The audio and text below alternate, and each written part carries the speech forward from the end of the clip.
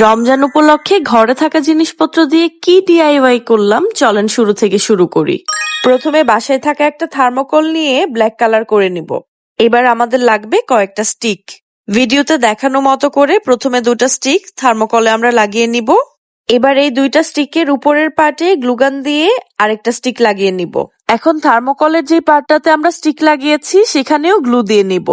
এবার একটু ডেকোরেশনের জন্য বাসায় থাকা কিছু লেস থার্মোকলের চারদিকে লাগিয়ে নিব। একইভাবে স্টিকগুলোতেও কিছু লেস পেঁচিয়ে নিব। এখানে আপনারা চাইলে লেসের বদলে সুতা বা পাটের রশিও ইউজ করতে পারেন। এবার একটা হার্ট পেপার নিয়ে এর মধ্যে চাঁদ আর তারা এঁকে তা কেচি দিয়ে কেটে নিব। এবার একটু ইয়েলো কালার নিয়ে তার মধ্যে একটু গ্লু অ্যাড করে চাঁদ আর তারা কালার করে নিব। চাঁদ আর তারাটা কালার করা হয়ে গেলে এর মধ্যে অ্যাড করব আমরা কিছুটা গ্লিটার। দেখেন গ্লিটারটা দেওয়ার কারণে চাঁদ তারাটা কি সুন্দর শাইন করছে।